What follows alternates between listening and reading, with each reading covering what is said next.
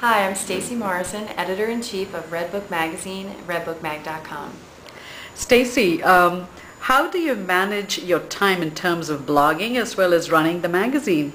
I love my little blog, and I have to say it's about 1.5 years old now, and it took me about 9 months to figure out how to do it.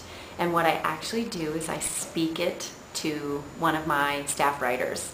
I get on the phone and I talk to her for about 1.5 hours, and in that 1.5 hours we usually get 2, 3, or 4 blogs. Because when I used to try and type it myself, I would start turning it into a mini masterpiece and get distracted and answer an email, but there's something about being on the phone that makes me really focus. And so that's my secret. That's how I get my frequency up. And it's been going great. I'm happy to get the frequency up now. Does she write or you write? Oh no, she just records. It's like a straight dictation actually. And then who transcribes it? And then she transcribes it and emails it back to me, and then I'll make some final edits on it and add like a wrap-up point, and then my assistant posts it. It's a very elegant solution. And what is it called?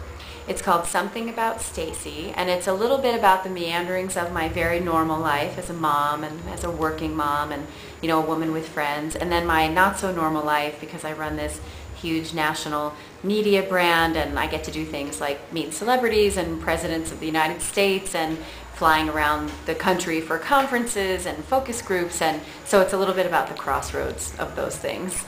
So what advice would you give women who haven't started blogging? Well, I think blogging is an incredible opportunity to actually, for you to hear your own voices in your head.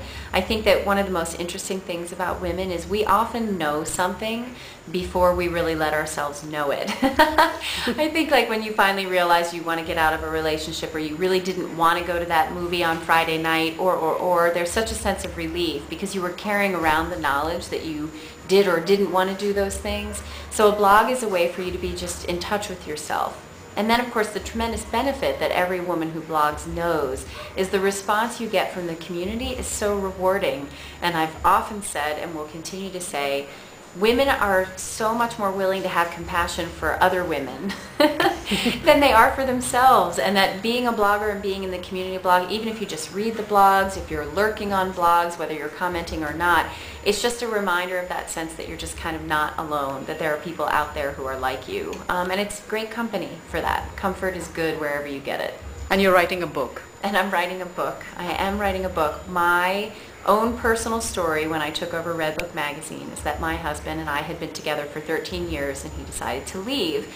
Well, that in and of itself isn't so interesting, except then my house started to flood and then the roof leaked and then my son ended up in the ER twice, and I'm running this magazine about how to manage your grown-up life while my own grown-up life was sort of blowing up in my face, and then Zach and I got caught in a house fire and things just became really extraordinary. And people wanted to know how I was handling it all, and people were also surprised because I actually got very quiet during that year as I was trying to noodle things out and make sense of things. So the book is called Falling Apart in One Piece, Surviving the Hell of the End of a Marriage, One Optimist's Journey. Because what I'll say now for sure is that my divorce is the best thing that ever happened to me. And it's because it really forced me to come to accept some things that are true about who I am, and it made me really love who I am and really decide that I had turned out to be a pretty great person. And you know, I said who but an optimist would recommend that that's what divorce has to offer. And also because I was surprised how much of what I was feeling I hadn't heard in the national conversation about divorce. So we'll see. I'm still writing the book. It's going to take me a few more months. I expect it will be out in early 2010, which is about 800 years away. But I'm excited, and as I get the chance to talk about it with women, I realize that the things that I want to say are something that hasn't been said, which is, you know, divorce is a time to really, you know, to make a case for a connected breakup. I don't think that's too unrealistic for us to ask, so we'll see how that goes. The one thing that struck me was you said that you haven't heard about certain things about divorce in national conversation. Mm-hmm. What are those things? Well, I was surprised how much people wanted me to be angry, as if that were a protective instinct. I didn't feel anger, I felt sad. I was surprised that if my husband had had an affair, that people would have thought that that was a suitable and acceptable reason for a marriage to end. I was surprised that people don't talk about how searingly hard it is to have to unpeel your shared identity from your partner. 14 years of who I am is in Chris's head. And I just thought, having to rebuild your sense of who you are from scratch, I didn't hear a lot about that. I heard that it was hard and that people fought a lot, but that's not actually what's happening in divorce at all. It's going back to the building blocks. And I wanted to hold on to everything that I had learned about who I was.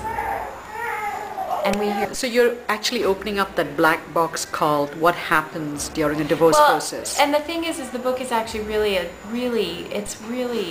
I'm amazed that my ex-husband's going to let me publish it. And he's amazed too, but he's going to sign the legal release. And, what he said to me was just make it good. And I think that what Chris and I really feel is that, we did our best. We did our best. I mean, I still think we could have made it, but I don't have that desire anymore. I don't want to be with him anymore. I've closed that door because the friendship we have now is so...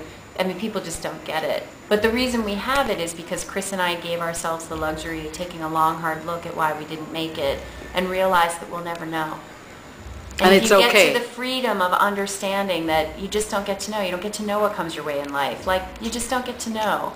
It's not a comfortable place to be, but one of the last chapters in the book is called When You Realize That You Can't Be Safe.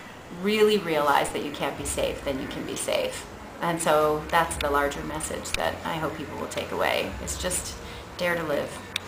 How do you juggle your family life, your professional life, and this book writing? Coffee. No, I'm kidding. Actually, it's really sad. Is it Pete's or Starbucks? I know. It's very sad because actually now I can't drink as much coffee as I used to. It keeps me up at night, which is how I know I'm getting old. But I think it's like I have the luxury of certainty in that I'm doing what I always wanted to do, which is an incredible gift. I have worked hard to surround myself with people I trust and love, and who love and trust me. And I know I can only do one thing at a time, and that if the entire to-do list has to wait a whole nother day, it will wait. It will wait. There are very few things that absolutely must be done. And I think learning to be gentle with myself over the years has been a fantastic skill. I mean, I'm still not very good at it, but I like to pretend I'm learning. And so I think if you get to live in the place of choice, I've chosen to be the places I am. I know a lot of women do things that they didn't choose. They feel that they're working because they must. That's a hard place to be, and I just would recommend everyone to keep asking the question, could I be doing this differently? And I think you want to get to a place in life where the choices that you've made support who you are, and then you can kind of handle a lot of stress that comes your way. You really can. Who has been your role model? Oh my gosh, my role model. I think I've spent my whole life looking for a mentor. So I'm not sure. I think my role model is actually all the women I meet all day, every day in my life. It's really, truly, the conversations I have with people on a street corner, someone I meet on a subway. I'm really very, very inspired by just everybody. And that's really what is my big motivation in life, cheesy as it sounds. Thank you, Stacy. Thank you so much.